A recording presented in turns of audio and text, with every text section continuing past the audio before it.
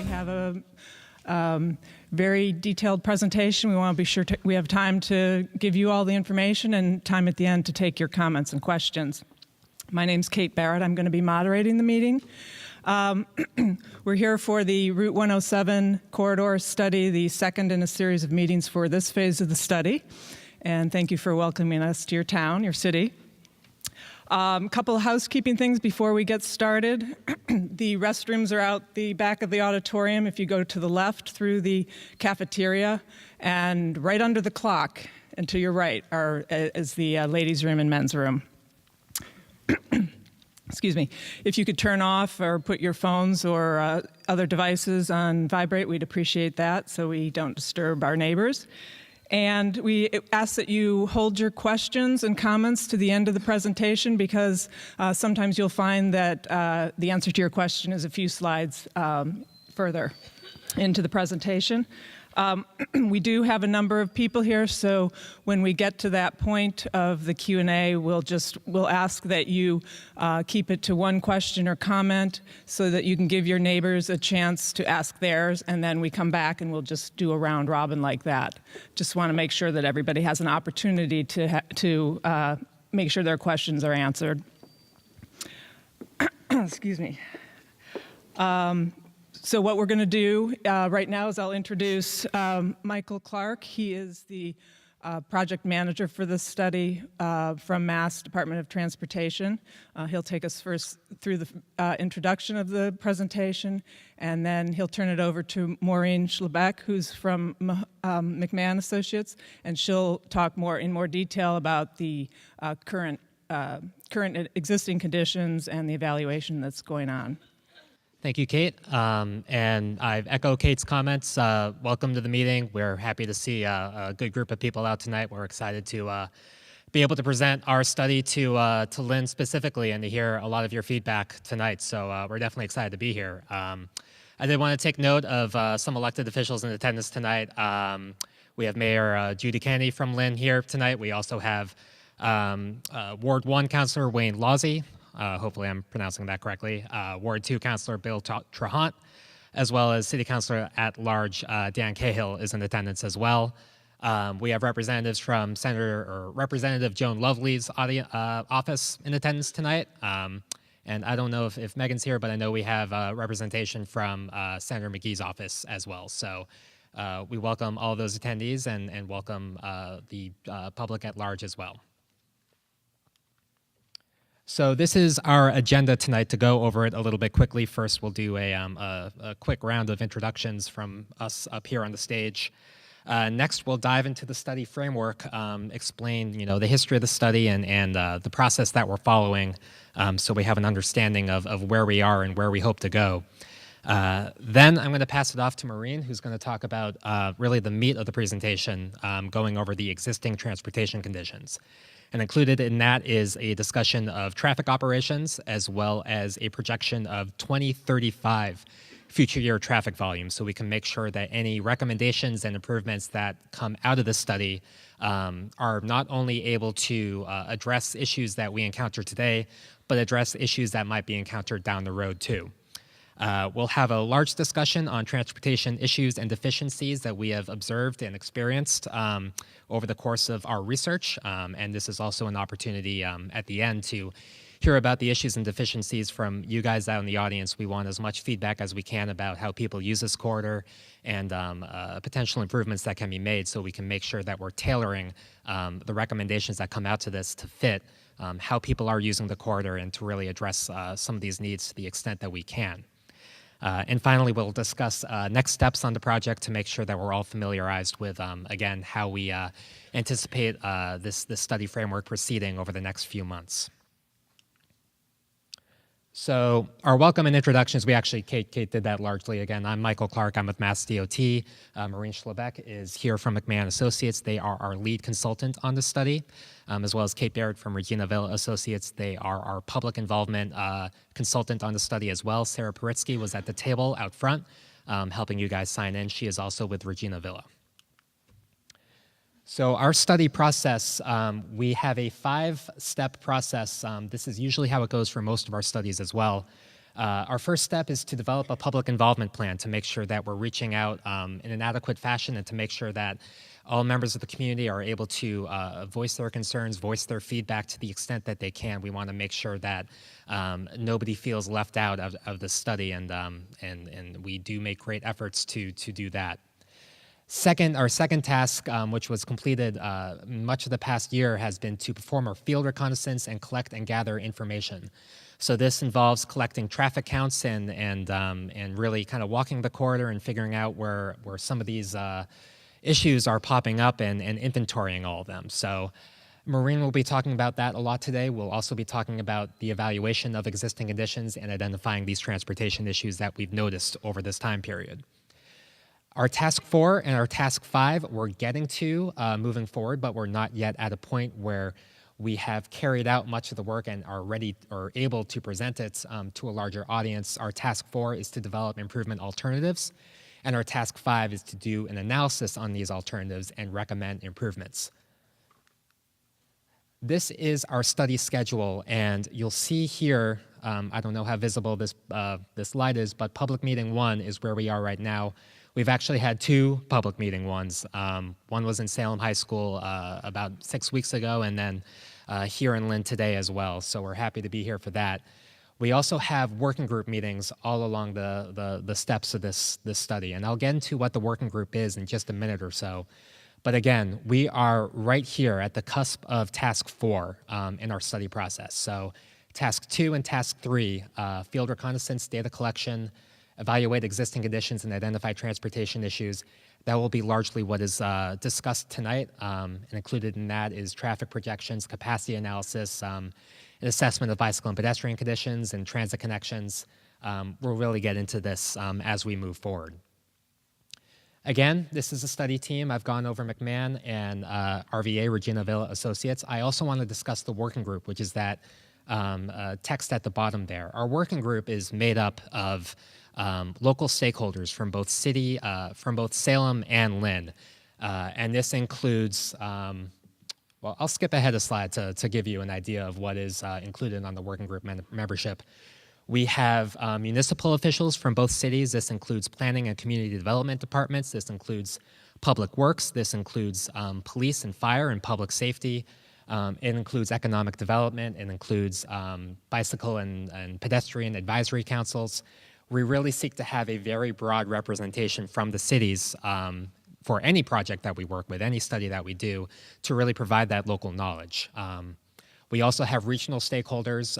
North Shore Medical Center has been serving on our working group, as well as the North Shore Transportation Management Association, as well as advocacy groups for walking and biking and community development and good things like that. And finally, we have a number of officials, either at the city level, city councilors, as well as state representatives and state senators serving on our working group as well. And I'll jump back a slide. Again, the working group roles, it's really to provide that local knowledge and perspective and convey community ideas and suggestions. We do our work, but we don't live in Lynn and Salem. I mean, we have to admit that up front. Like, we can do as much number crunching and critical thinking as we can in our offices, but it's really you guys, and it's really the people who have a direct stake in the corridor as a whole that provide that information for us and can really kind of vet our process and make sure that the recommendations that we eventually come up with are workable for the community, because we don't push forward any recommendations that aren't going to work for the community as well. So the working group is really kind of meant to be that first line of defense to make sure that when we have done work, that the work that we've done is of high quality and we're able to bring it to a more general audience like this and really use your time wisely. So I hope a number of you in the audience were able to take our online survey, which was open for about 4 months, from mid-October to February 1st. This was on our website. We tried to make it noticeable as widely as we could. We emailed it on our distribution list, had some flyers out along the corridor to residences and businesses, asked members of our working group to share it with people that they know, as well as placed ads in newspapers and media advisories.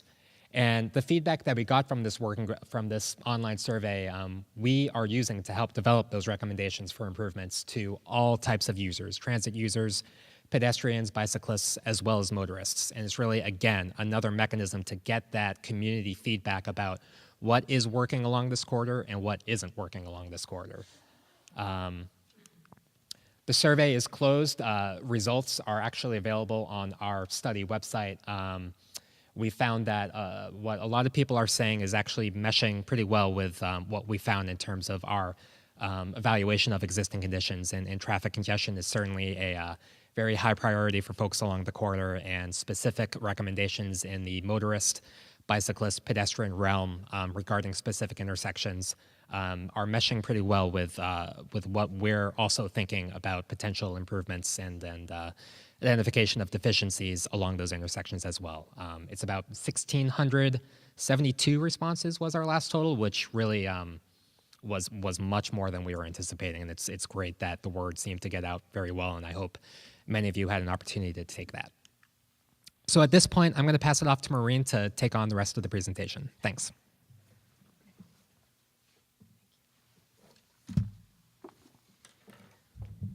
Okay, thank you.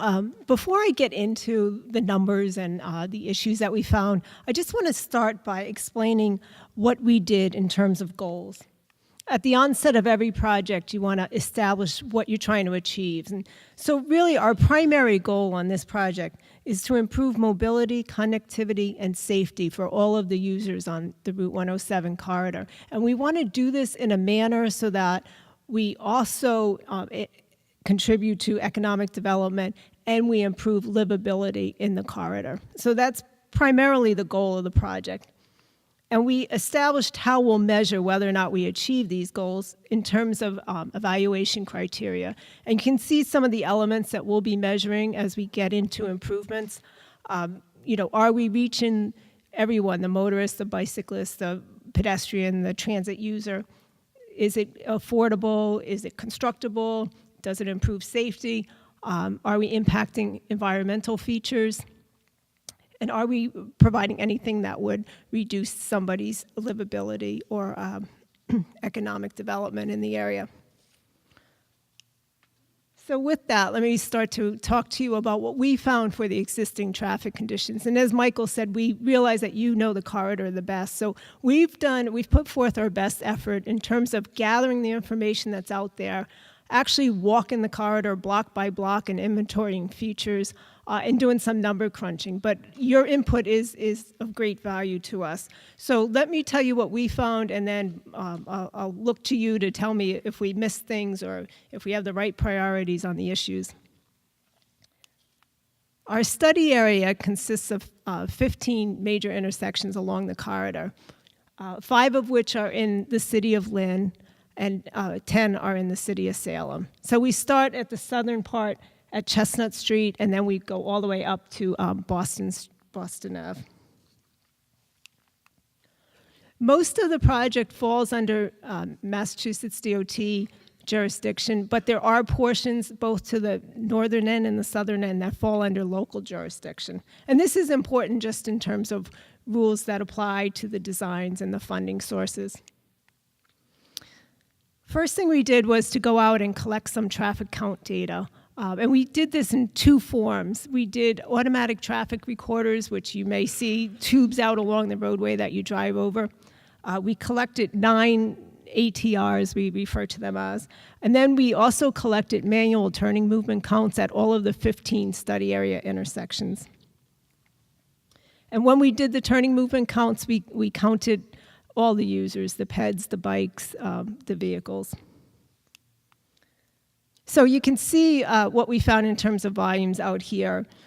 We identified 3 peak periods, so the AM peak hour, the PM peak hour on a weekday, and then also Saturday midday was revealed to us as a peak condition. And if you look at the volumes on the corridor, what was interesting to us is a lot of times when you look at particularly a numbered corridor, you'll see a heavy directional flow in the morning in one direction, and then it reverses in the afternoon. What we found on this corridor is that traffic flows are fairly even in both directions, and fairly concentrated. So the highest volume of traffic, probably no surprise, is at the center of our corridor. And then both to the north and south, the volumes decrease a little bit. The volumes in one direction of the road in the peak hour ranges from 550 cars to 1,400 cars per hour. So as I said, we not only counted motorists, but we also counted peds and bicyclists. When you look at the volumes that we're showing for the bicycle counts, you'll see they're very low. We generally count at maybe one bicycle at a location in an hour.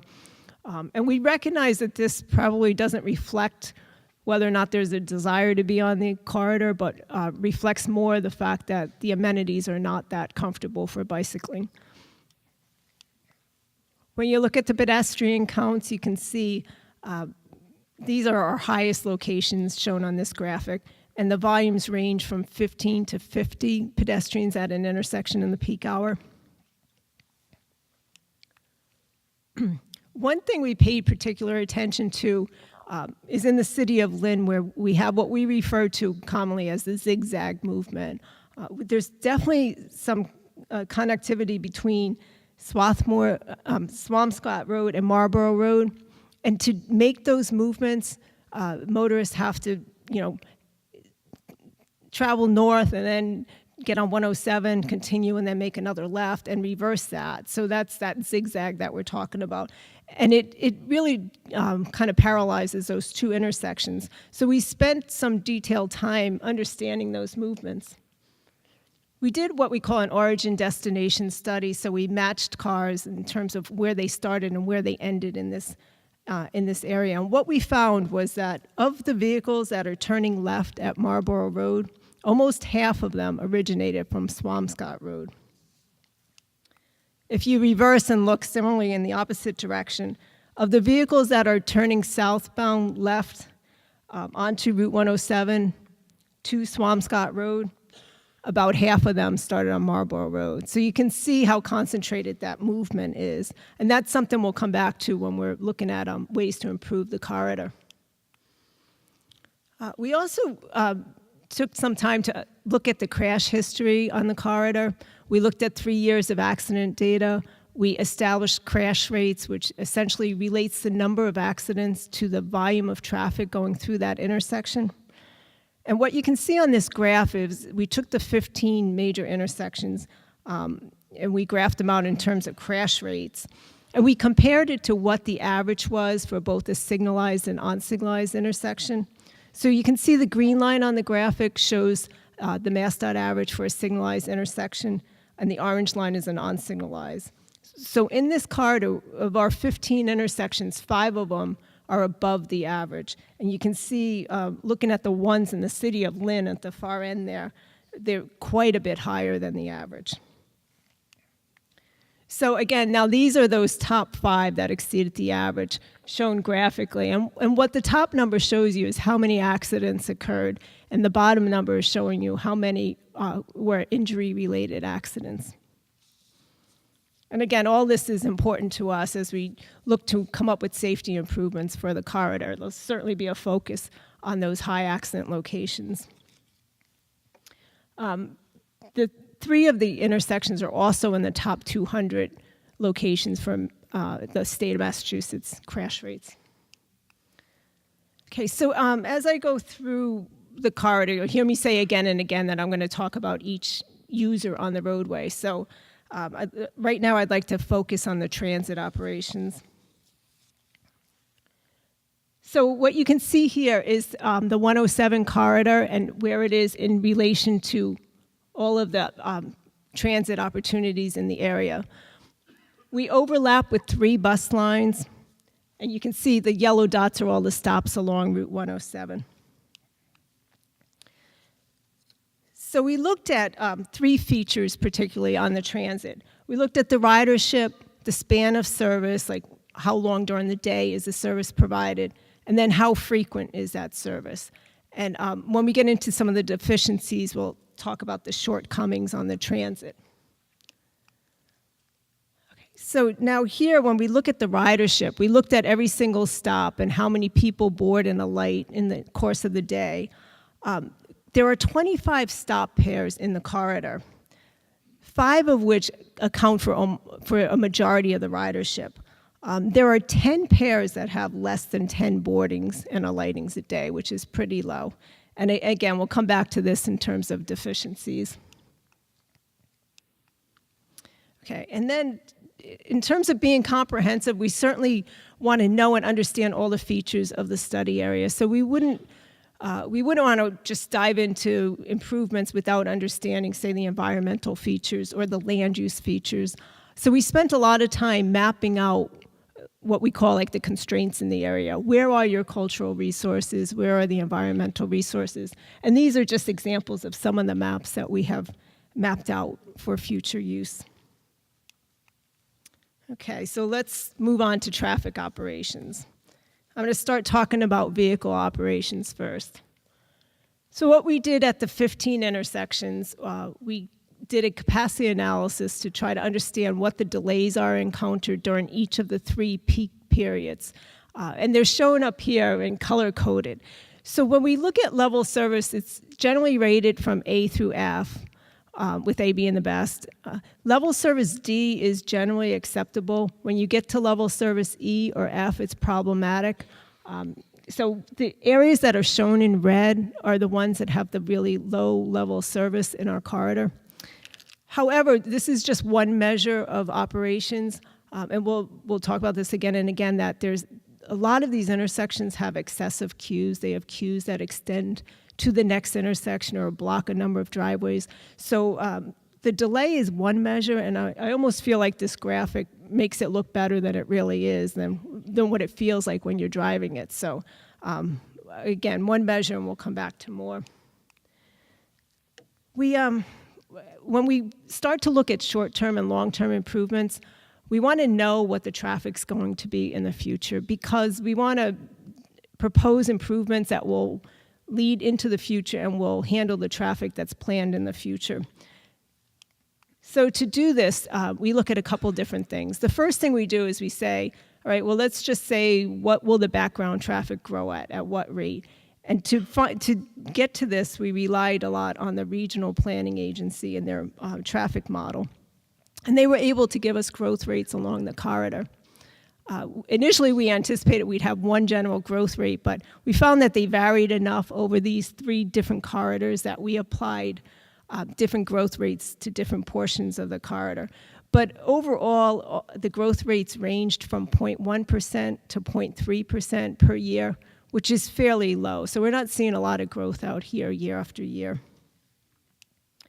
Another thing we look at is we say, are there planned roadway improvements out here that might affect Route 107? Like if there was another corridor that was being changed in a way that might bring traffic to 107.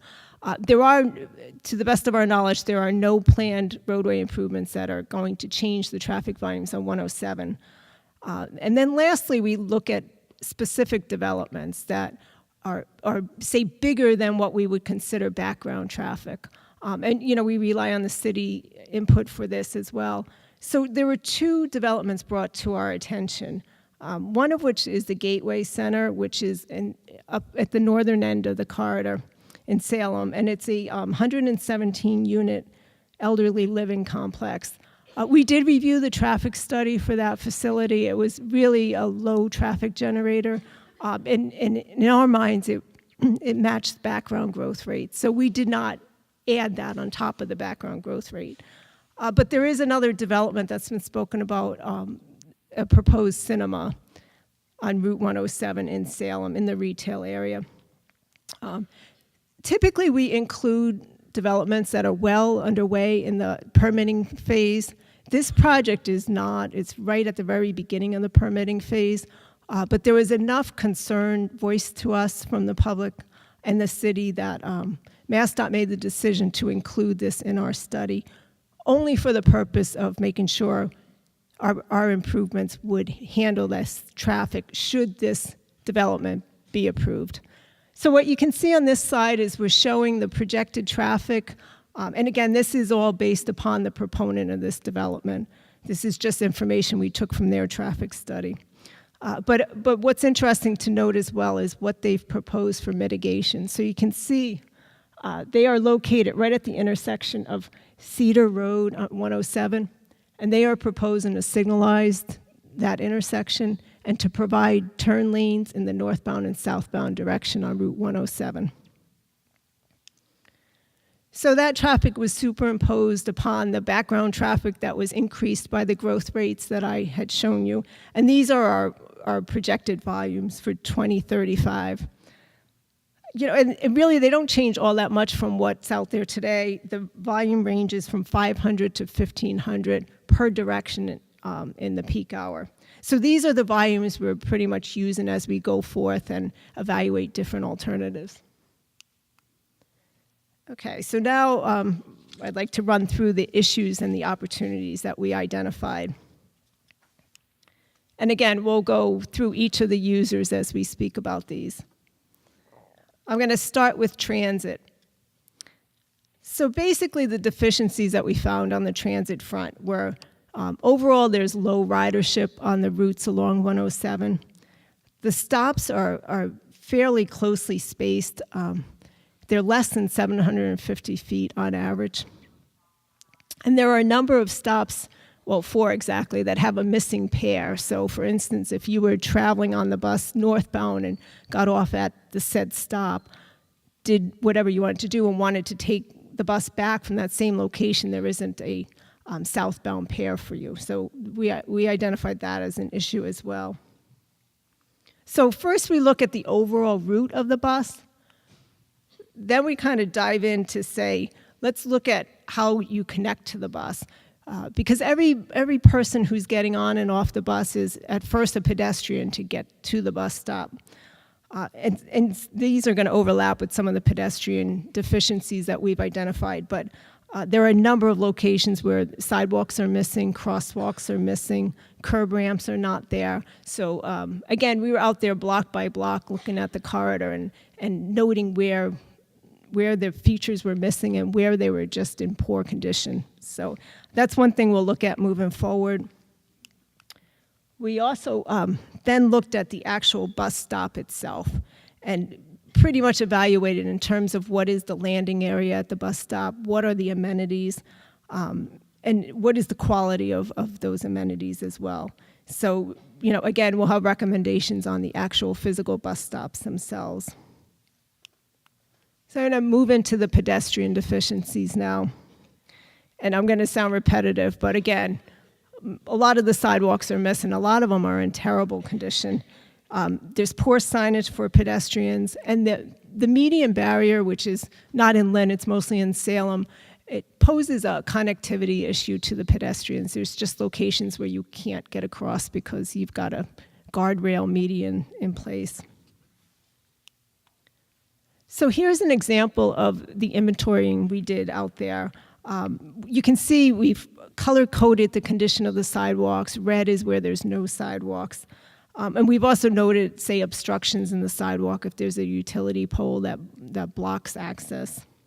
Anything like that. But we have that from top to bottom on this corridor, so really detailed information on what's out there. So I'd like to talk about bicyclists next. And before we get into the deficiencies, I'd just like to tell you a little bit about how we evaluate amenities for bicyclists.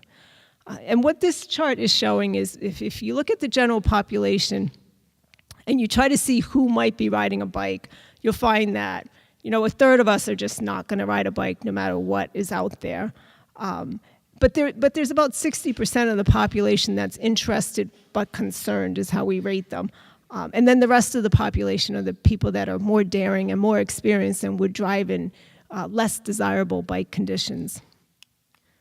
So what we do is we rate the bike conditions in terms of a level of traffic stress, and it's rated 1 through 4, 1 being the best and 4 being the worst. So you can imagine traffic stress level 1 is basically like an off-road, multi-use path, someplace you'd be happy riding with your children on bikes.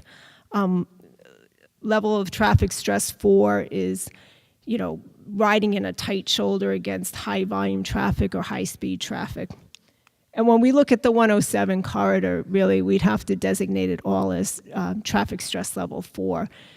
At best, you have maybe a bicycle-tolerant shoulder, but there's really no designated area for the bicyclists on the roadway. Okay, so now if we get into the vehicle deficiencies, this first slide talks to points that we found corridor-wide, just consistently saw over and over again. And one of them I mentioned already is the vehicle queuing at the intersections is definitely a problem on this corridor, all the way from the southern point through the northern point.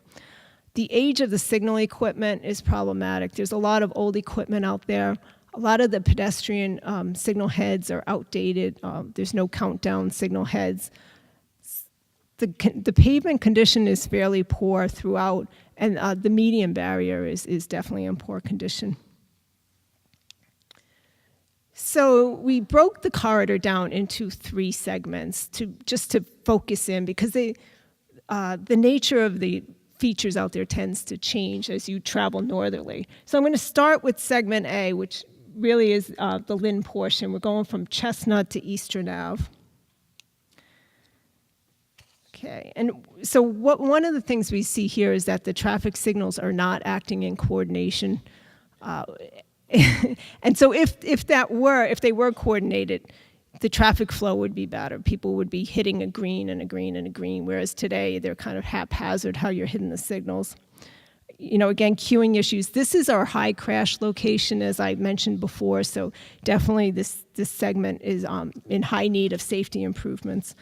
And another issue that we found in this segment is a lack of turn lanes at the intersections. So generally you get one through lane, and if someone's turning left, it pretty much hinders the traffic flow at that intersection. So now I'm going to go intersection by intersection through this segment. When we start with Chestnut Street, one of the issues that we have is that very close to the intersection there are curb cuts and on-street parking that kind of hinder the ability of the vehicles to move at that signalized intersection.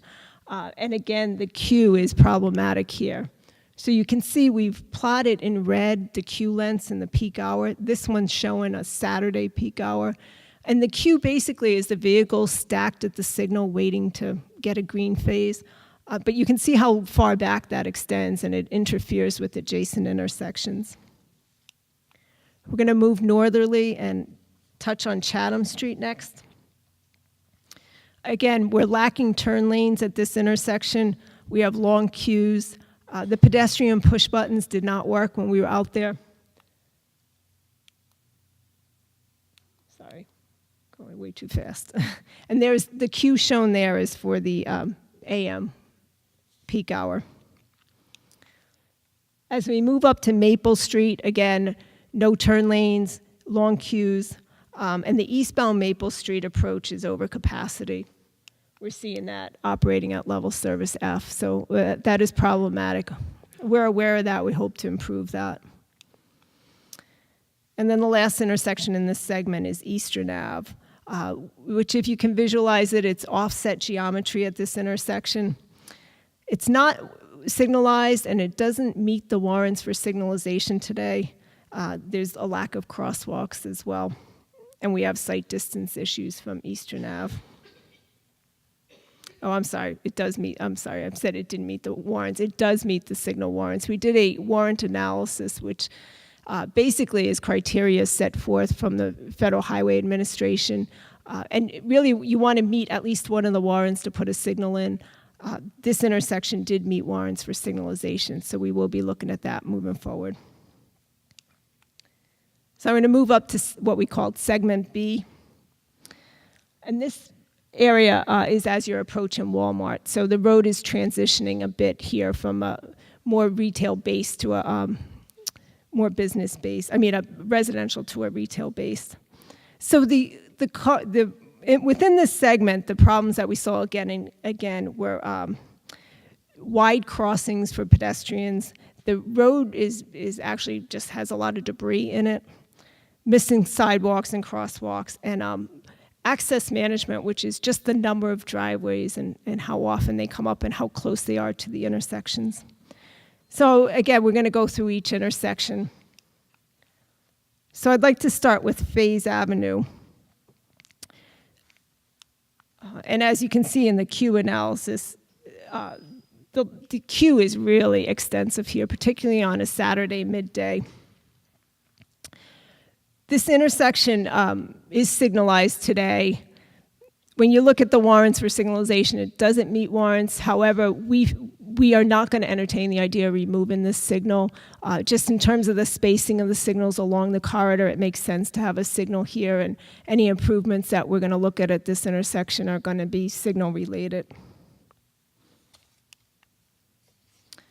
Now, when we get to the Walmart driveway, one of the issues here is that there's no median protection.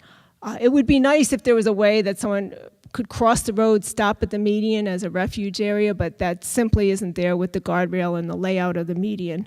And the Walmart detection was not working, so when a vehicle was sitting there waiting for a green light, it wasn't sending a signal to the controller. Okay, and as we move up northerly to Old Village Drive, one of the issues we're seeing here is a number of illegal U-turns. It's marked as no U-turn, but the presence of the median and people trying to make the connections they want to make has led to that issue. And Route 107 southbound queuing is very problematic at this intersection. And then the last one in segment B is Barnes Road and Ravenna Ave. At this intersection, we're missing pedestrian signals, and again, illegal U-turns. And the queues are not quite as long here, but the problem that we did identify is in the southbound left turn lane, the queues exceed the amount of storage for that left turn lane, so it extends into the through lane and blocks traffic. Okay, as we get to segment C, the overarching deficiencies on this segment, and again, we're going from Swampscott Road to Hawthorne Mall, so basically the center part of our corridor. There's a problem with vehicle progression. So the signals are coordinated, but we feel that there could be an improvement upon the coordination and better progression at those signalized intersections. There's a lot of high speeds in this area. Again, roadway debris and illegal U-turns. So let's start with looking at Swampscott Road. The westbound right turn is over capacity at this point. And there's no crosswalks on Route 107. And you can see the extensive queues. Right now we're showing it for the PM peak hour. Moving northerly to Marlboro, again, long vehicle queues. You can see we're extending for blocks on the queue length. We are seeing shopping center cut through traffic at this location. We're aware of that, and we'll keep that in mind as we come up with improvements. The pedestrian crossing lengths are very long to cross 107 at this location. And then our third intersection in this segment is the Hawthorne Square Mall. And you can see repeated movements are operating at poor levels of service at this intersection. We're missing crosswalks. People are using this roadway as a cut through to Swampscott, so that's become a problem as well. Okay, and then moving up to segment D, which is the northerly segment, we're going to go from Wilson Street to Essex Street. In this area, the roadway tends to have poor pavement markings, and it's pretty ambiguous whether there's one lane or two lanes. Again, queue storage, missing crosswalks, and the number and density of driveways have become problematic. So let's start with Wilson Street. You can see the westbound queues extend past the high school, and the 107 southbound capacity is exceeded. You can see how long that queue is in the PM peak coming southbound. There's an inconsistent audible accessibility, so that's when you push the ped button and it makes noise so someone could hear it. And then as we move northerly and we come to Salem Hospital at the lower entrance, we found that this unsignalized intersection does meet warrants for signalization, so we'll be looking at that and other types of improvements at this location.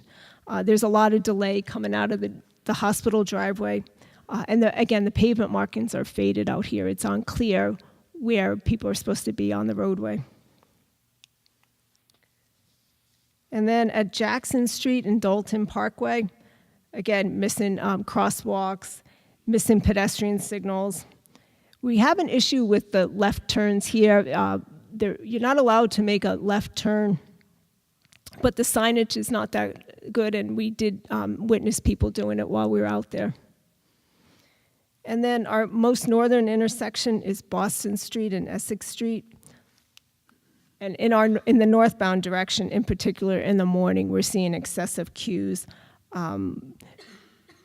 There's also a fire station along Route 107, so the queues are problematic in terms of making sure that we can get emergency vehicles out of that fire station as well. And the driveway detection is lacking at this intersection. So with that, I'm going to hand it back to Michael to tell you a little bit about next steps. And then, as we said, we do want to hear your input on what we've missed or what you'd like to see prioritized in terms of the issues and the types of improvements. Thank you. So the next steps for this study, again, as was highlighted earlier, we are right here with public meeting 1, which comes after task 3, which is our evaluation of existing conditions, which we've just talked about. Moving forward, we are proceeding with tasks 4 and 5 for the study, which is developing some recommendations, developing some improvement alternatives, bringing that to our working group and refining it in response to that feedback, and also in response to the feedback that we've received from the survey and from this meeting here tonight, as well as the meeting that we did in Salem. Part of this process is figuring out what our constraints are along the corridor from a design perspective, figuring out what really is feasible and what's not feasible. And again, developing those improvement concepts and evaluating those improvement concepts. At the end, we also have estimation of the cost of those improvements so we can really kind of figure out what is realistic moving forward and what might not be realistic moving forward. I didn't highlight earlier, but we do have a second public meeting that is near the end of this whole process to bring those alternatives and those improvements and those recommendations back to the community for more of your input. Now, I know this is at the end of our study process or near the end of our study process, but it doesn't mean that we're just coming up here and saying, here's what we think should happen and we hope you like it. That's not what that's about. We still want your feedback. And this is all done before our report is written, and we have a public comment period on that report open as well. It takes place before that as well. So there is still plenty of opportunity to provide feedback as we move forward. And again, the recommendations and the improvement alternatives that come out of this study, they don't actually move forward. They don't get implemented without community support. DOT is not interested in putting forward a recommendation that either the City of Lynn or the City of Salem just says, no way, no how, we don't want that at all. That type of improvement, well, it wouldn't be an improvement in that case, but that type of alternative, it wouldn't stand a good chance of getting funded in the first place. But first and foremost, we don't actually want to work in opposition to what the communities are telling us, what the cities are telling us. So this feedback process, it's really important, and it's really important that we understand, what people are feeling about, the things that we've talked about here tonight, and also potential, improvements moving forward. So again, this is our project website up here. I hope folks have had a chance to visit it so far. My contact information is up there, my phone number and my email address. We take comments throughout this study from anybody who's interested in providing a comment. I would recommend emailing. It's not because I don't want to pick up the phone. I'm happy to have a phone conversation too, but when you email comments, there's no ambiguity in terms of what you're saying, and we can enter that into the public record, and there's no confusion about what the intention is versus calling. I'm scribbling notes and I might miss something. So certainly recommend that email function, and on top of the feedback that we hope to get here tonight, and this will all be available online, the presentation, as well as notes from what folks have to say here today. So I think now's a good time to step back, have some Q&A, have some discussion, and I'll pass it off to Kate to moderate this. Thank you, Michael and Maureen. Actually, just a good segue. If you didn't pick up an agenda out on the front table, the address and Michael's email address and the website are all on that agenda, so you should pick one up on your way out. And also, please be sure and sign in if you did not when you came in. So So before we open it up to the questions and answers, I just wanted to mention a couple things. One is if you're having trouble projecting or people are having trouble hearing you, we're going to ask for you to come down here and to this podium and use the mic. And before you go into your comments or questions, we'd like you to please state your name and where you're from. And we also would like you to please keep your focus on the comments and questions on this particular study. There's a lot going on in the city, we know that, but what we're really here for tonight is to talk about the Route 107 corridor study. And as I had said earlier, we'd like you to keep your comments to about 2 minutes. Just state one comment or question, let us respond to it, and then let us go around the room and get some other people before we come back if you have more to say. With that, I'd like to open it up to Mayor Kennedy. Did you want to say a few things?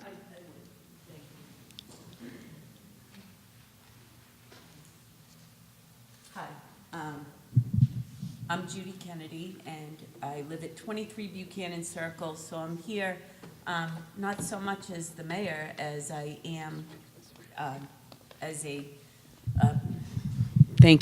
resident that lives along segment B of the corridor as you've described it. First of all, I want to thank you very much for coming and providing such a comprehensive presentation.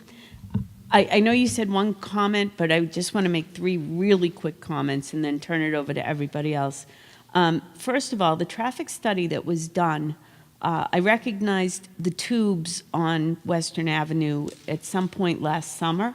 I don't know when the other traffic counts were done, but if that count was done during the summer and those numbers are factoring into your decisions, you need to be aware that Lynn English High School is about a block off of Western Avenue, and there are 1,600 students there, including my daughter who's a senior, and my son graduated from there a couple of years ago.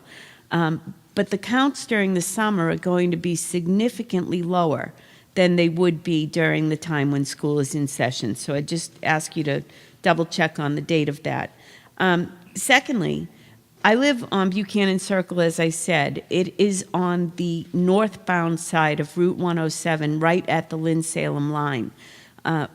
We have tried for years to get an on-demand signal there because there are a couple of hundred residents that live in that neighborhood. There are 6 streets there. There's Buchanan Circle, Dawes Road. You don't have to write them all down. I'm sure you'll see it from a map. Coolidge Road, Westview Road, Brookside Road, and now Coolidge Street and Coolidge Circle. There was one time when I timed getting out of my street, trying to turn left into Lynn to go southbound, and it was 4 minutes, and I was the lead car trying to get out. People just will not stop for us. And unfortunately, we have no other outlet. They're all a series of dead ends. They don't connect to any other street, and it creates a tremendous backup and a dangerous situation. And then lastly, and this is just Judy, not Judy, the traffic expert, but Judy, the girl who drives up and down that street all the time.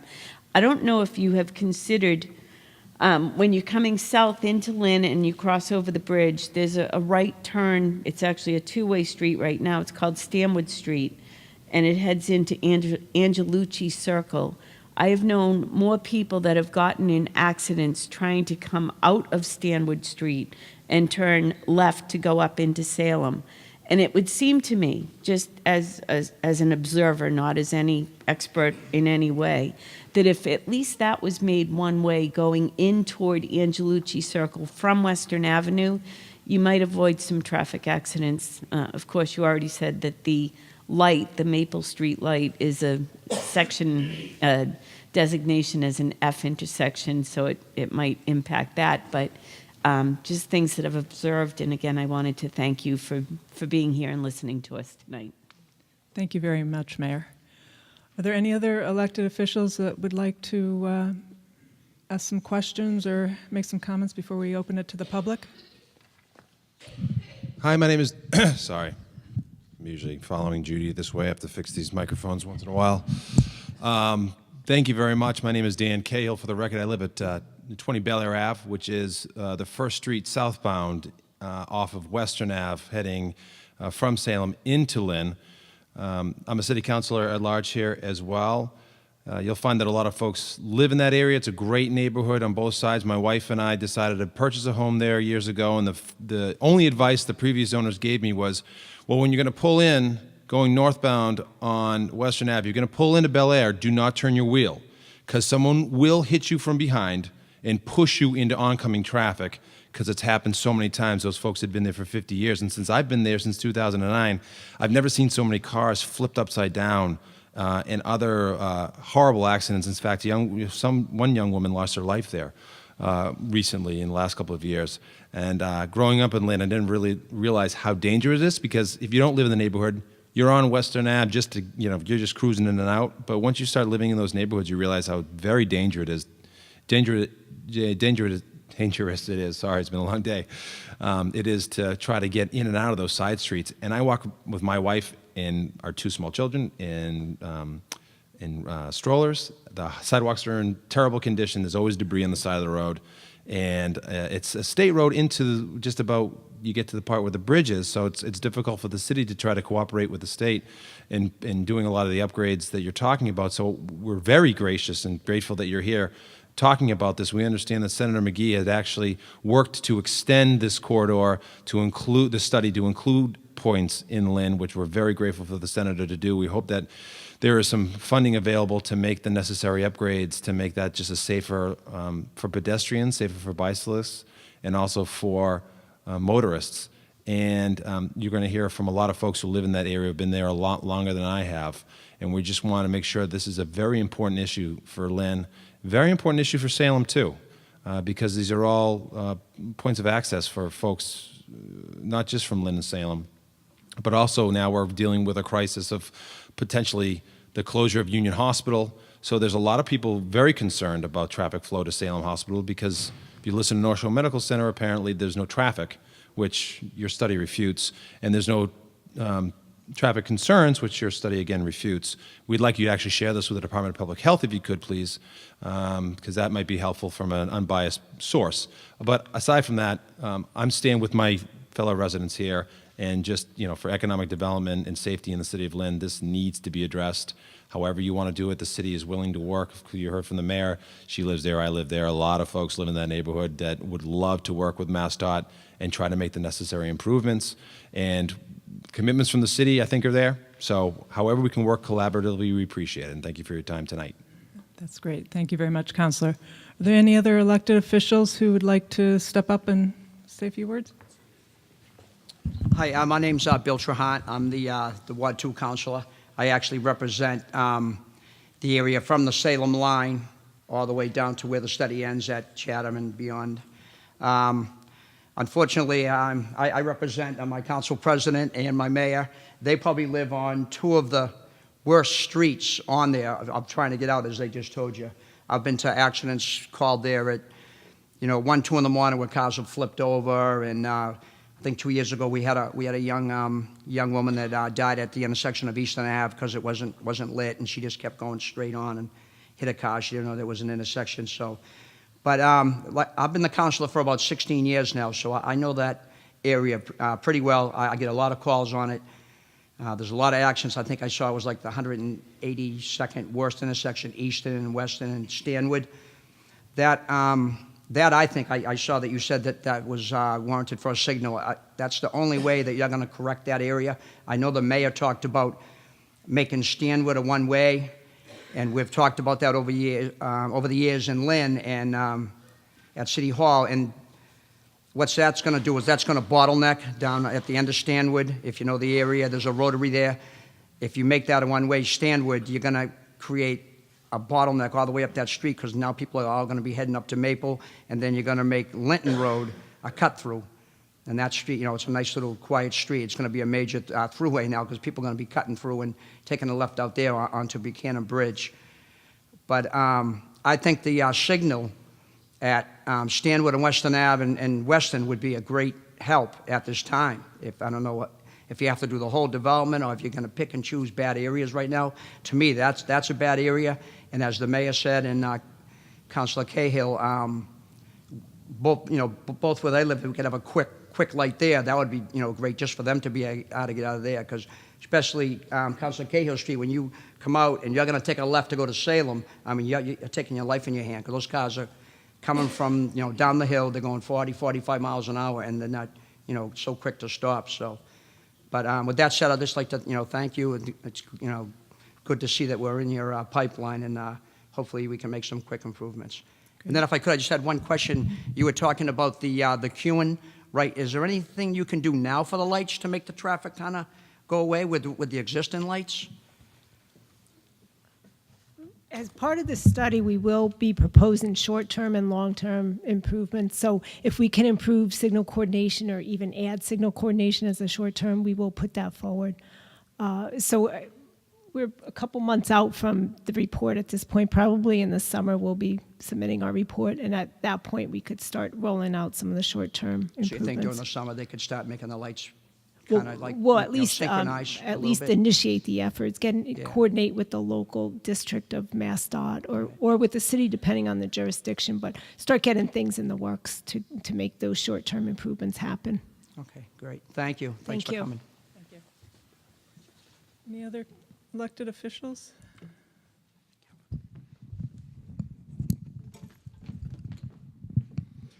Good evening. My name is Brian LaPierre. I'm a counselor at large here in Lynn, and I want to welcome you here as well. I know that you had a similar presentation in Salem, and we're really thrilled that you have extended this to our residents here in Lynn. I want to echo, obviously, without being too redundant, my colleagues from the mayor and the council's perspective as elected officials. You can see the vastness of 107. You can see future development, in Salem with that cinema world being very, very difficult in terms of navigation and what will need to be done just to sort of sustain what it is here and now. When you look at those improvements, they all look great in terms of what the needs are, and it's been really a long time coming, so there's a lot of neglect there. What we need to do going forward is obviously offer ourselves as a city in partnership with Chairman of the Transportation Committee, our Senator McGee, done great work on behalf of in the state with the delegation. And I see this as a great partnership and collaboration between city and state to make sure we do these things properly and continue to inform us. I think having forums like this where they're open to residents and we get the word out. I've received several calls of folks that couldn't come tonight, but they're very curious and they're very inquisitive, and I don't have the answers until coming here. So I think this is very important, and I know it's being filmed by Lynn Community Television, which is another great advantage that we have. But getting the word out so there is civic input, so there is community input on what you're trying to do, and know that you'll have a partner here. I don't want to take up too much time from the actual residents who are deeply impacted, but I live at 2 Rand Street, the old Mrs. Foster's Donuts, which is a block or two away from 107 as well. So I am impacted as well by the traffic and the queuing and the concerns. So thank you very much for coming to Lynn, and we look forward to working with you. Thank you, Councilor.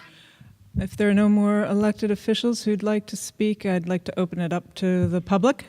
And again, as I said, if you need help, there's a microphone down there if you'd like to be sure that we hear your voice and your comments.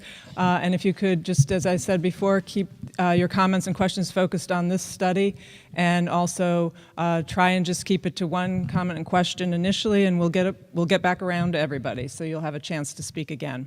Thank you very much. I'm happy to be here. I hate to be a naysayer, but there is a problem that the people of Lynn have got to look at. I went to a meeting on January 12th at Salem in which the Department of Public Health was having a hearing like they had in Lynn on the closure of Union Hospital and the extensions to be done at Salem Hospital. A city councilor from Salem got up and made the following comment, and I'm paraphrasing him, but I think the audience should know it. He indicated that Salem was going to get the Department of Transportation to start working to improve the highway going from here to Salem, so there would not be an argument when Partners is allowed to close the Union Hospital. So that's an issue It has nothing to do with the improvement. I know the danger. I drive over that highway all the time. But I just want the audience in Lynn to realize that Salem's problem, and it has only been Salem's problem, where are the stores? They're not along Lynn's part of that highway, which, by the way, I don't think it's a highway. There are two avenues. The avenue in Lynn is, if there weren't those stores in Salem, would be a rather quiet area in which to drive. It's workable once you get into Lynn. You don't have much problem going all the way to the Fox Hill Bridge. It's the problem of all the companies. In your report, I read it online, the mayor of Salem is more concerned about a cinema than I believe she would be towards Lynn losing Union Hospital. Well, they better look forward to 131,000 Lynn people from the greater Lynn area having to use the emergency over at the Salem Hospital if we lose Union Hospital. It's a disgrace. I think the politicians of Lynn should start to get some decisions directly from the state, fix the highway, but don't take away our hospital for a cinema in Salem. Thank you, sir. Could you state your name? I'm sorry. Yes, my name is Bill McGinnis. I've lived in Lynn for 82 years. I guess I'm the oldest person here in the audience. And I remember when that section of Salem was just marshland, grass. There wasn't a thing all the way to downtown Salem.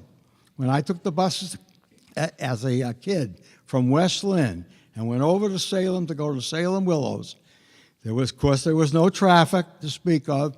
It was a nice quiet road, just like it still is in Lynn, because I estimated when I looked at the map of Lynn the other night that 80% of Lynn's part of this highway is residential.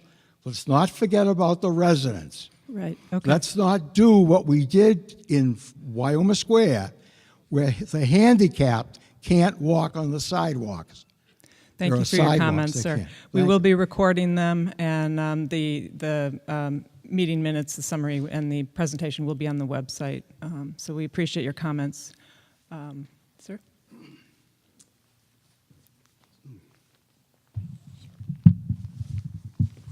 I am not about to sandbag the DOT in this. Could you state your name, please, sir? My name is Peter Vidanberg. I live on Euclid Ave, and I think that I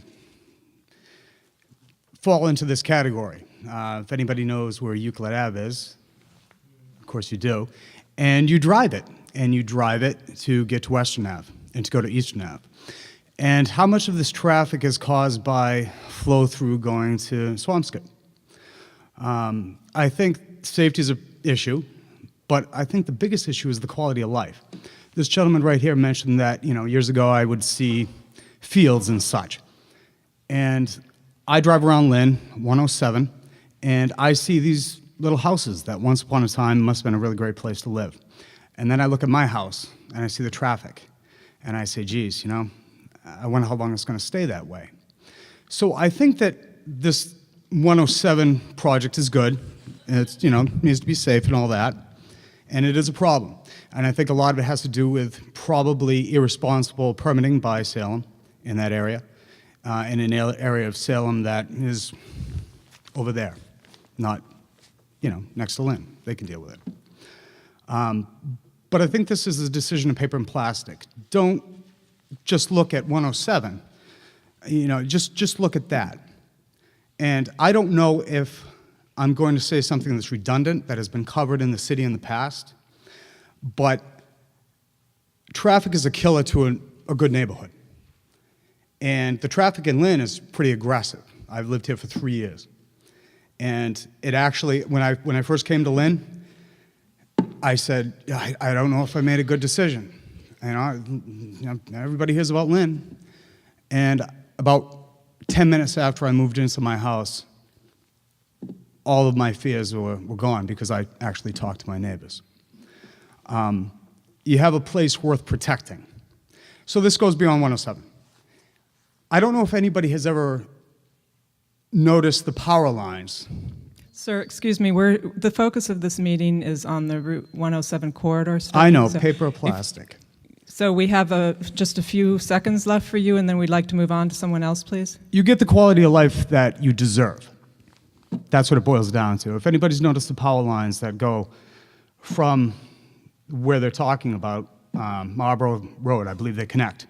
Then it goes along these power lines all the way into Route 1. Maybe that would be a better option to even begin to think about in a city that was basically laid down when there was horse and buggies. Wasn't ever meant to take this kind of traffic. Maybe that's a better solution where you could have dozens of catch points for traffic, where you could get these people that are driving through Lynn to go to Salem, to go to Swampscott, to go wherever they're going, and really don't care because they go plowing past my house, going pretty fast. As I Okay, said, sir, excuse me, your time is up. If we could move on, this lady up the aisle there is waiting for her turn. Thank you get for the your quality comments. of life you deserve.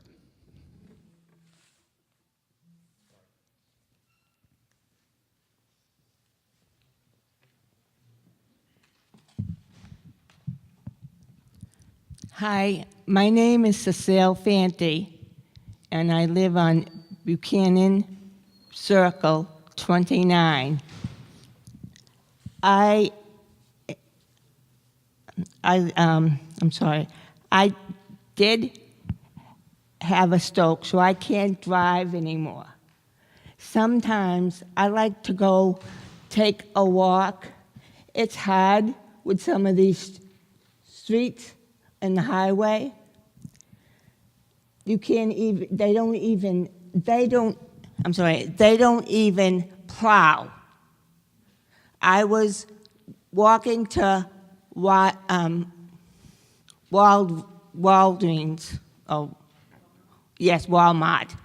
and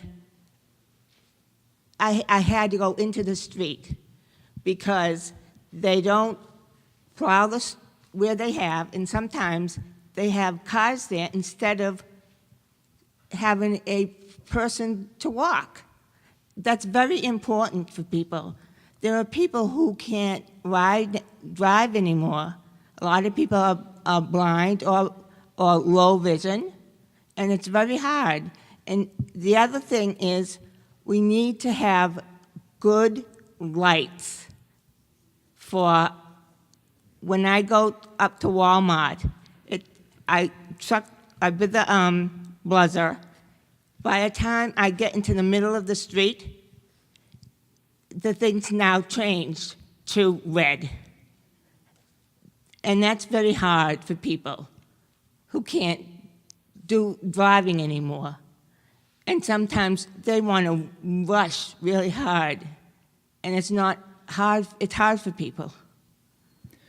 Right, and they did, and as Maureen had mentioned, the wide roadway and those types of things are being looked at in this study. And we need to have good sidewalks. There are times there are no sidewalks. Some there are sidewalks, then there's cars, then there's sidewalks. It really needs to have good sidewalks for people. There are still people who do not take a bus. They walk to work. I see people walking when I go that way. They don't always use a bus because people don't have the money anymore. So there are people who are still walking. Sure, and the study will be looking at all of those amenities for both for pedestrians and bicyclists. So thank you for your comments. Thank you. Thank you.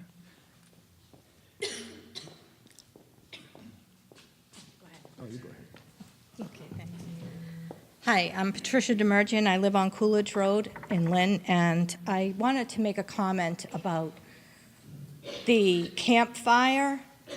There's a campfire campground right at the beginning of the guardrail heading up to Salem. And in the summer, when there are children at this campfire and their parents are coming to pick them up, they take illegal left turns there, or they're waiting to get into the left, take a left, and there's cars coming down 107, and they're stopped in the middle of the road, and you either have to go into the right lane around them, kind of, or they're coming, if you're coming down 107, you have them cutting in front of you when you're trying to come down 107. And it's illegal. It's a double, yellow line there. And my other comment is I agree with everything that the mayor said because I live in the same section, but there's a problem because there are no U-turns at any of those lights heading north, and they come into Buchanan Circle, and it happened to me twice this week where they make a turn around in there and cut across Coolidge Road, and I almost hit somebody twice this week because they come in there to turn around so they can head back whatever opposite direction they were heading at. So I just thank you. Thank you for highlighting those problem areas. Calvin Anderson, 12 Concord Street, which is off of, we're pretty close to Eastern Avenue, which is pretty close to, of course, the intersection of Western Avenue. And all the sections you're talking about, sections 1, 2, and 3, I drive all the time. I'm a Swampscott Road user, and I know about that zigzag. I didn't hear you mention Waite Street, the little triangular street that connects you from Eastern very easily, nicely over to, you did mention it? Yeah. But when you're going to Maple Street, it works very well, but then when you're trying to take the right, there's been some talk from city officials to like make that a one-way, a dead-end street so that it doesn't get used. But then if Eastern Avenue has these, if then it's Eastern Avenue has the full light, then you're still going to have the zigzag. So I'm just bringing that up because it's a small thing, but it's compounded there. I do like all the ideas of looking at some improvements and widening things. I'm just thinking about up where it becomes very commercial in the Salem area. That kind of grew in a sprawl without any real smart planning. So I'm just looking at maybe there's a way of introducing some service roads to minimize the curb cuts that really essentially link all the shopping centers together so that once you get in there, you can stay in there all day and never come back out onto Western Avenue.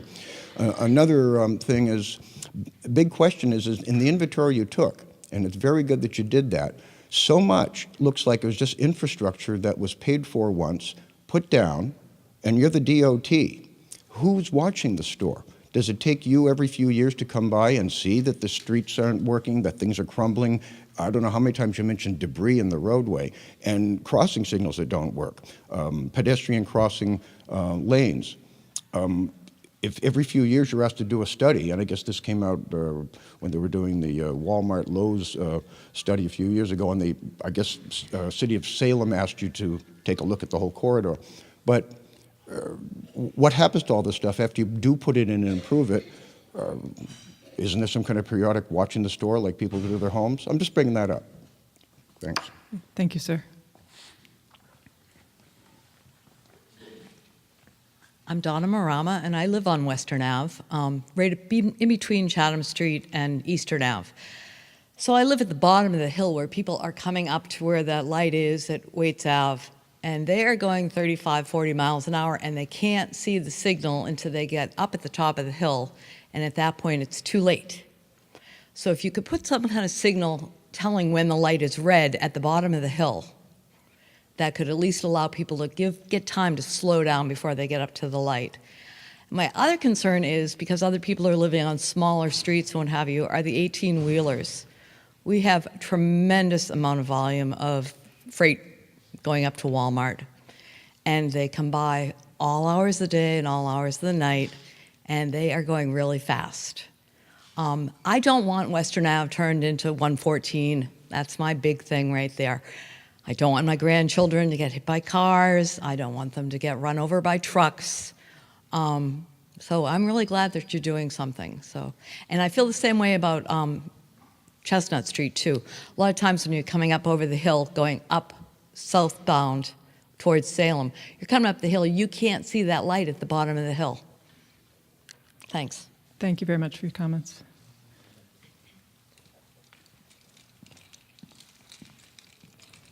Hello, my name is Elena Curios, and I live in from the corner of Eastern and Western Ave, and I'm delighted to see that something is finally going to be hopefully done in that area. Because I've been there since the late 50s and have been complaining about that Eastern-Western Ave intersection, which is, and it showed, I think, on your studies, probably the highest rate of accidents. And nothing has been done all these years.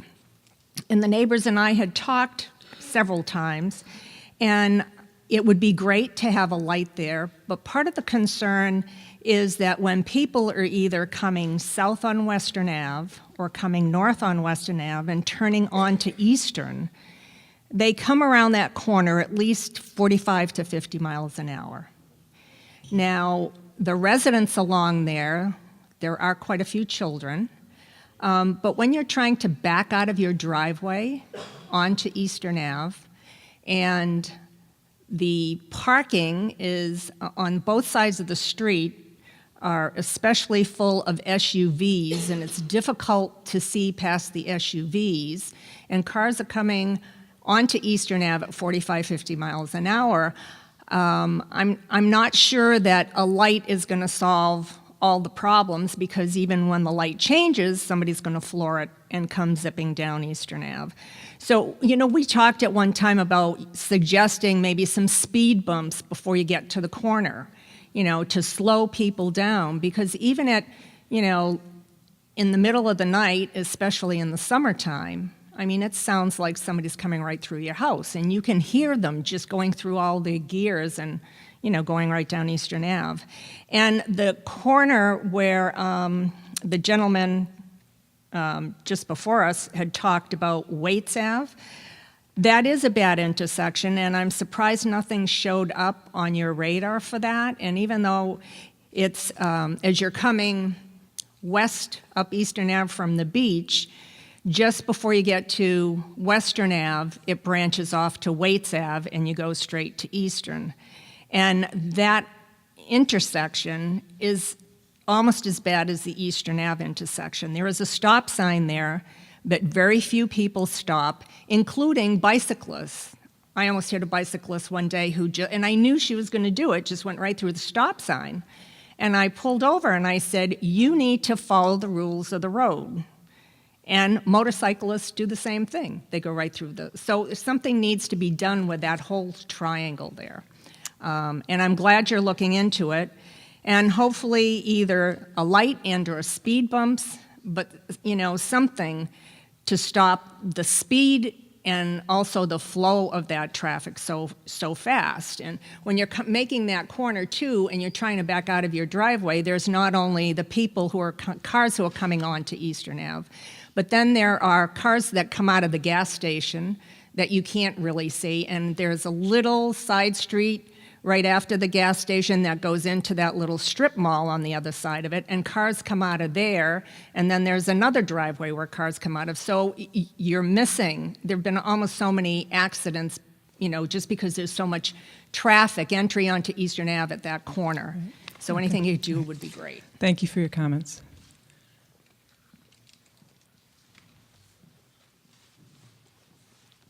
Good evening, and I welcome this also to our neighborhood. I do want to reiterate what some other people. First of all, I'm Barbara Kinney. I live at 3 Fernwood Ave. I've lived there over 30 years. But I think what someone referred to, Fernwood Ave connects to Euclid, and we're all behind Waite Street and Stanwood Ave and Maple Street, that big intersection there. So all of the streets you're talking about at that huge intersection affect our neighborhood. Since I moved there 30 years ago, our entire neighborhood is gridlock, and it's traffic from Eastern Avenue. It's not just the schools. We live around a lot of schools, so of course there's traffic. No kids seem to walk to school anymore. But one thing we have thought about, I don't want to disagree with Mayor Flanagan, but if you make Stanwood one way, into going westward into our neighborhood, I just think it's going to pour more traffic into our neighborhood. it is gridlock. I think that's what that gentleman was talking about. Chase Road, our neighborhood, I live on the intersection of Fernwood and Euclid. It is gridlock sometimes from 2 blocks down Euclid all the way to Eastern Avenue, depending on the time of day. So what we had thought about, I don't know if it's a part of your study, but we have become a major cut-through for people from Swampscott and Salem and Eastern toward the beach on Eastern Avenue. And we wondered if there could be signs posted that people can't cut through during commuter time. You know, it's not to cut out the English high school kids. We love that our kids are in the community. It's one thing we enjoy, seeing all the kids around. But we are just gridlock in our neighborhood. And there's those 2 intersections that you talked about. And Waite Ave is on the other side. So we have a big concern that if there's any more one-way streets coming into our neighborhood, or if these 2 ways, something can't be done, we are just turning into a city that we can't drive around in that entire neighborhood. And it goes for blocks and blocks in past the streets that were mentioned. It really does go into Euclid Avenue. If you see a map, you can see how it's all interconnected. They're all small streets, and we are a residential neighborhood. And my husband and I both bike, and we walk a lot, especially since we're retired, and we would love to ride bikes on Western Avenue. But if we do have to go down Western Avenue, we go on the sidewalks. You just can't possibly ride a bike on Western Avenue, but it would be nice if you could. So that whole neighborhood there, those 2 intersections you're talking about, you have to give a lot of thought to it. It's causing gridlock on both sides of Western Avenue, whether you're going north or south. And just go there. And the thing that surprised me, up until a year ago, I commuted from Boston. I used to come up Western Avenue. When I see that the high peaks, I think it said was to 4:15, I would get fat. That surprises me because I have sat on Western Avenue from the bridge all the way up. I would get from Boston into Lynn on 107 in 30 minutes, sometimes less. Then it would take me 30 minutes to get all the way up Western Avenue into my neighborhood. So it would be nice. I know you can't do the whole highway all at once, but a lot of work needs to be done further down on Western Ave too. So thanks for listening. Thank you for your comments.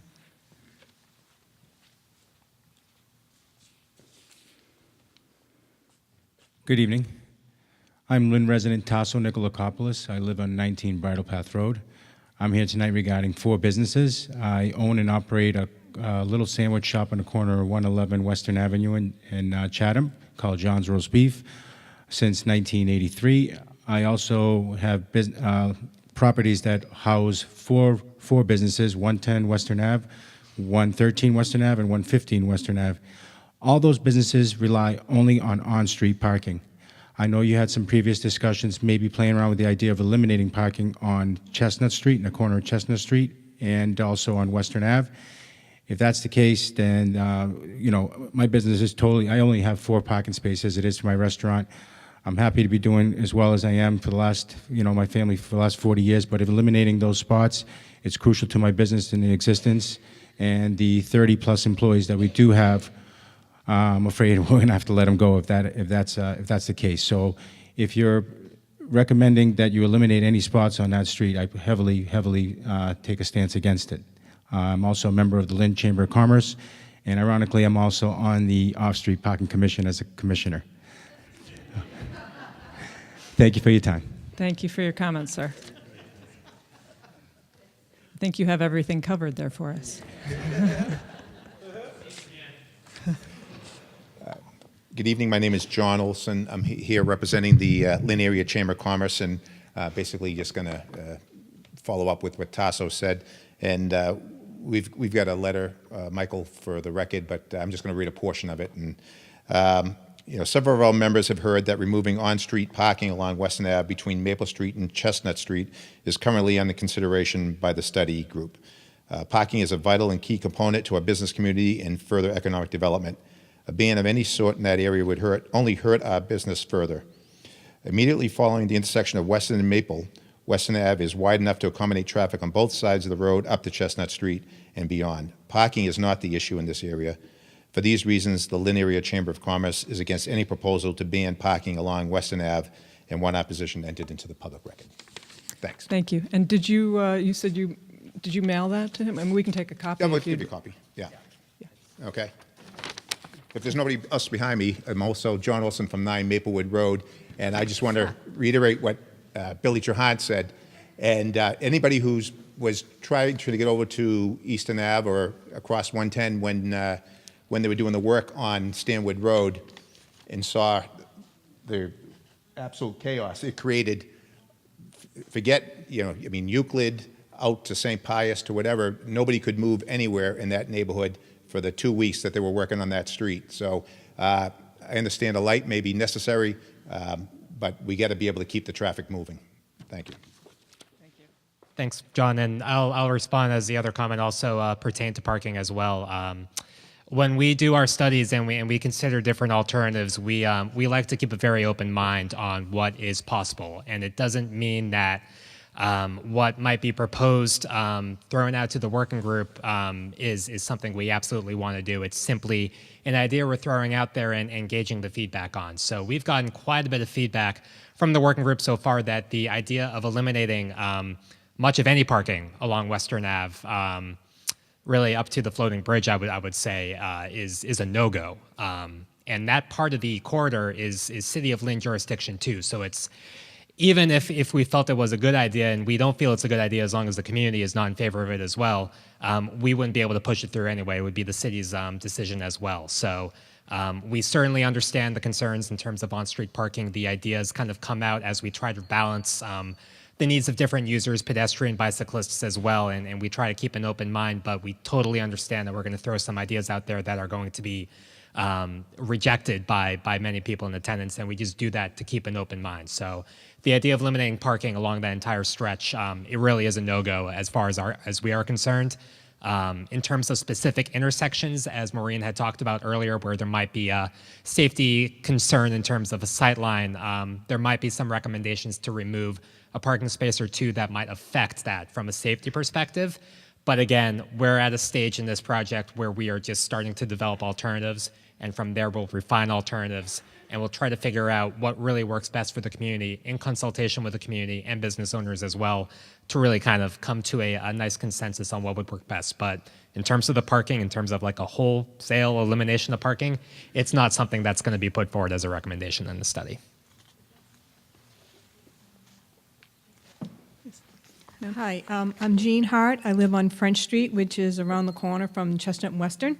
So I'm always dealing with the queue that's going down Chestnut Street, trying to get out of my street. It's a one-way street.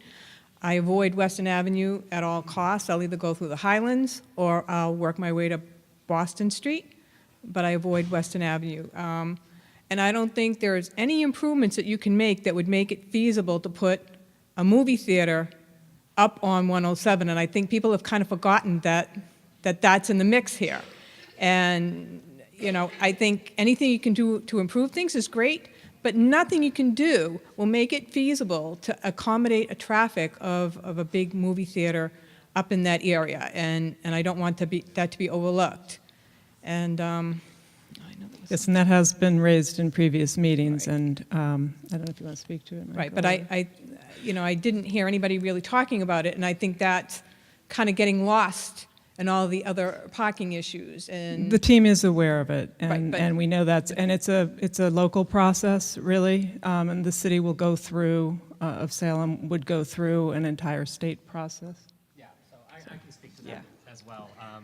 Because yes, this did come up extensively at the Salem meeting, and the state DOT does have a role to play in terms of developments which wish to access state roadways, and this portion of 107, really from the floating bridge up to Salem Hospital, is under state jurisdiction.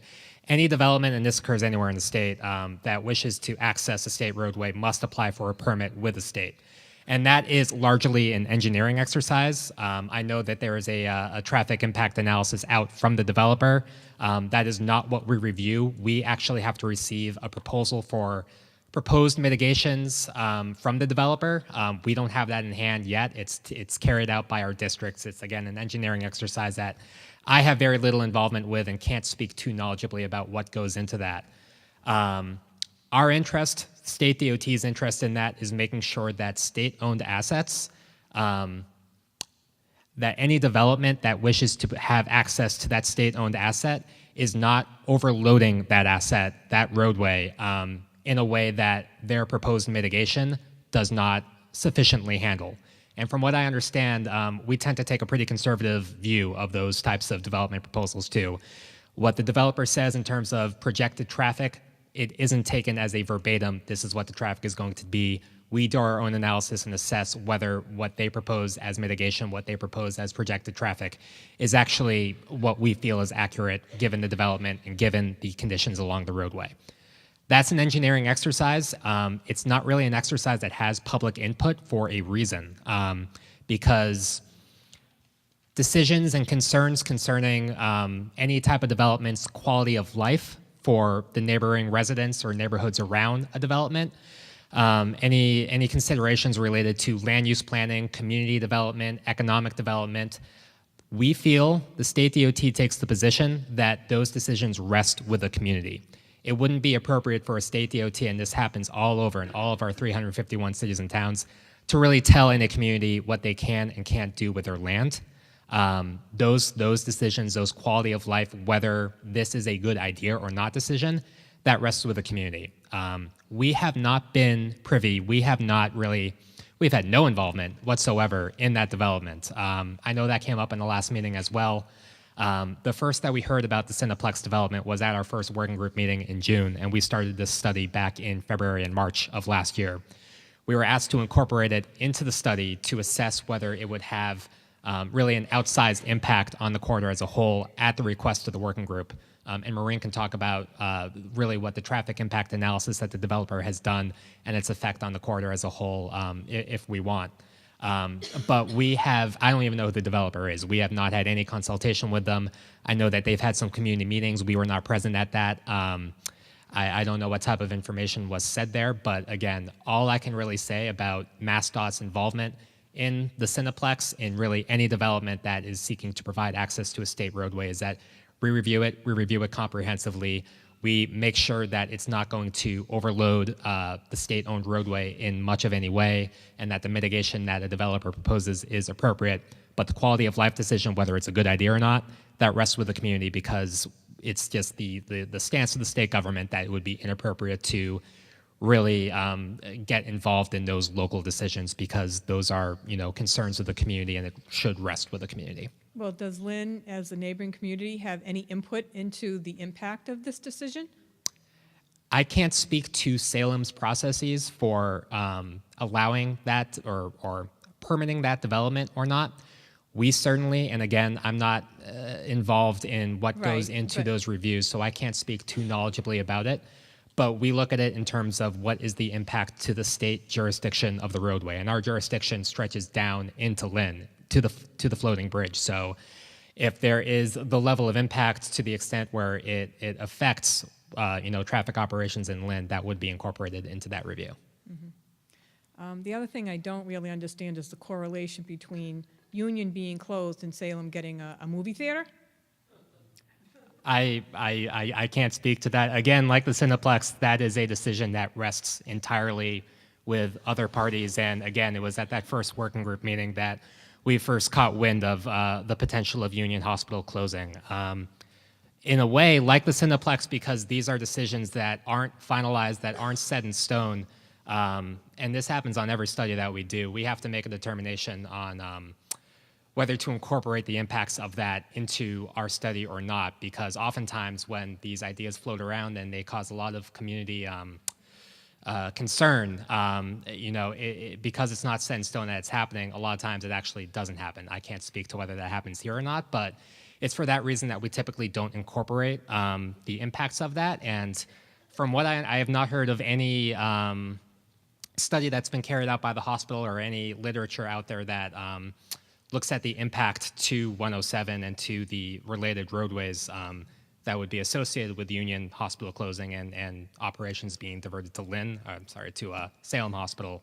But yeah, that's a whole matter that basically we don't touch at all. Like we're looking at this corridor from a long-term perspective, and whether that happens or not, it's really a local matter, and we don't have any say in that. Okay, thank you. Thank you. Thank you for your comments. Yes, sir. So my name is Ivan Millette, and I live on Wade Ave. Been there for 30 years. I really agree with what Bill Trahan said. I think a light at Stanwood and Eastern is probably the only way, as long as they're timed correctly. And looking at the traffic pattern, I drive up and down Western Ave, going up to Highland every day, morning and night. It's not unusual to have traffic from Walmart way down to my street daily. So I think a lot of that is the lights, both up at Walmart, down at Wade Ave, and I'm sure further down. So I think that that's a biggie probably initially that I would think would be easy to do. And then I think Stanwood being a one-way would not work, so that would be it. I mean, because of the traffic, because that is a mess in that circle when you get down in there. So, thank you. Okay, thank you for your comments, sir.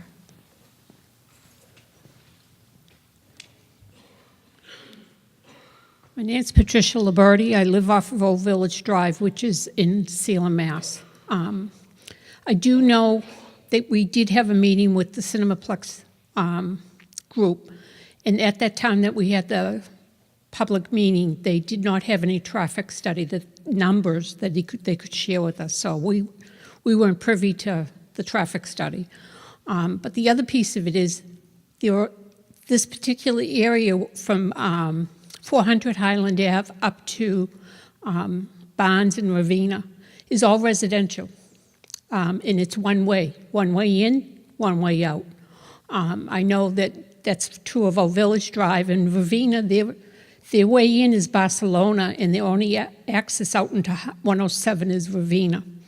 And Clark Street is one way in, and they get out of there at the lights at Barnes. But that light is very close to where they want to put the Cinemaplex. So we have a light at Old Village Drive. 100 feet, we have another light. And if you put a third light, you're talking a lot of bottleneck. And we're concerned about the volume because there's only one egress in and one egress out of the Cinemaplex, and that's Highland Ave. And it will affect traffic both in Lynn and in Salem. Thank you for your comments.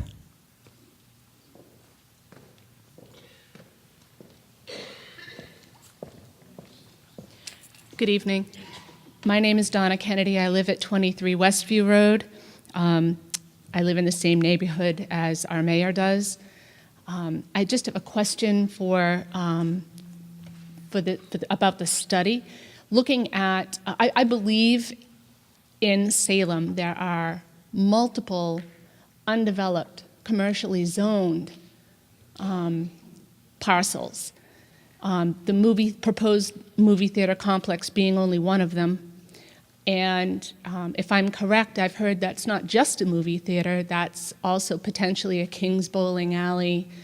But directly across the street, you've got Pulio's commercially zoned up for sale. You have an empty vacant lot across from Northeast Animal Shelter. That's commercially zoned. Has this study looked at the potential in years to come impact of those properties being developed and the amount of traffic that could come with them? So that's just the one question that I have. Yeah, Maureen can speak a little more about that. So we have coordinated with the cities in terms of what development is on the table. And I understand what you're saying, that there's potential in terms of large lots. But the trouble with turning that into traffic numbers is what's going to get developed there, when will it happen? how much traffic we can't really plan for all those unknowns. We have looked at the land use maps, we've considered that. We've looked at the trends in terms of traffic growth out here. We've applied growth rates that are not only based on looking at what the trend has been, but also looking at the future projections. So the growth rates that we got from the Regional Planning Commission are based upon employment and population projections for the area. So that's where those undeveloped parcel potentials would be accounted for is in the regional model. But in terms of identifying one particular lot and trying to assess the traffic impact to it without a proposed development, it would really be a best guess. I would just suggest that your projections aren't adequate given the potential for development in those areas. And your study, I believe you were projecting through 2030 or 2035. 2035. Yeah. My fear is that that's going to become a Route 114, and you're already showing in your study that the amount of traffic is huge, with inadequate ins and outs for streets and and signaling problems and queuing issues. So I would just suggest that your projections aren't adequate enough. And no one can know what's going to come in 30 years, but I just think that there's a tremendous potential there for that to be significantly higher than what you've projected. And then just one comment. I do live in the mayor's neighborhood, Westview Road, off of Buchanan Circle. As she stated, that is only one way in and out of that neighborhood. There are 6 streets. They're all dead ends. And getting out of Buchanan Circle onto Western Ave, whether you want to take a left or a right to go north or south, it's horrible. And the wait times are incredible. We've asked for signals there, light on demand, for a long time. It's incredibly unsafe.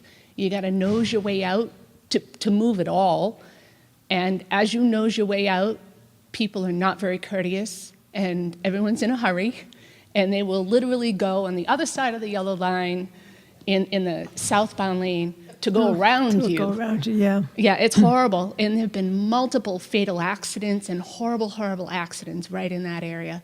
But likewise, getting in to my street, as you're driving from Salem into Lynn, and you need to take a left to go into Buchanan Circle, Western Avenue in that area is a 1 lane in both directions. I have to put on my blinker to take a left, and I can't tell you how many times that I've almost been slammed into from behind. And the cars then that just fly around you on the right, just nobody slows down. Yeah. So in terms of lane markings, if the study is looking at how those lanes are marked, for people that live on Bel Air trying to get in or get out of Bel Air and Buchanan Circle, it's horrendous. Okay. So thank you. Yeah. Thank you for your comments. Is there anybody else? We have a few more minutes. Hi, my name is Karen Melianic. I live at 285 Western Avenue, so I live right smack on Western Avenue. And I think the biggest horrendous problem is the traffic. I don't think you can even imagine what it's like. One lady was mentioning the trucks, the 16, 18-wheelers. I'm telling you, there's oftentimes convoys of those trucks. The street is impossible to get out of my driveway, for example. I have the same problem. I can't see from the parking, even though the parking is essential for the Lydia Pinkham building. It's, and I also think that the speed of traffic is just way too fast. 30 miles per hour is way too fast for a highly residential neighborhood. I understand that you really didn't do that portion of Western Avenue because you stopped at the Chestnut Street, but that whole other part of Western Avenue is certainly worthy of looking at because there's so many stoplights that it is nearly impossible to even think about traveling to to let's say Lynn Marsh Road near Saugus, and it's just so congested. It's horrible. Talk about healthiness and a good way of life. Western Avenue has become, it's way too, it's just not serving its purpose at this point. The traffic is way too congested for any human being to enjoy it in any way, let alone pedestrians or driving it or anything like that. It's very, very dangerous. There's accidents there all of the time because people go too fast, they go down a hill, whatever. But I think the speed and the congestion, I think they need to really redirect some of these trucks would help immensely because it's very unsafe. Thank you very much. Thank you very much for your comments, ma'am.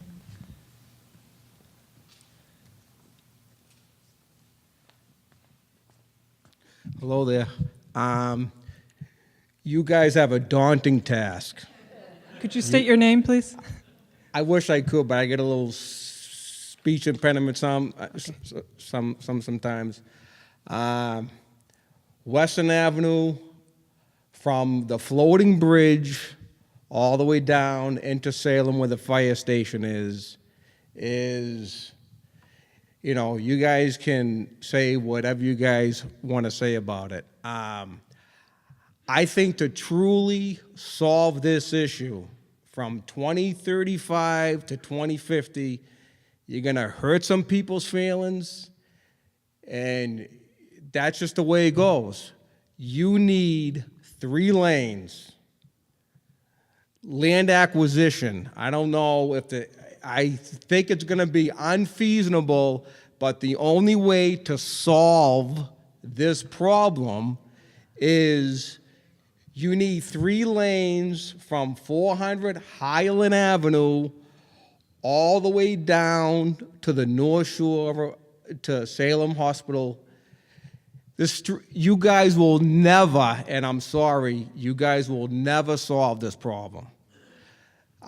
There was a lady that talked about the strip mall at the end of the floating bridge where the gas station is. That is going to hinder any improvement in that intersection whatsoever. You know, you're going to hurt people's feelings, but do you want to solve this problem, or you want to come back to Lynn English High School in 2035 and say that we aren't going to solve the problem? You need land acquisition. The state will never.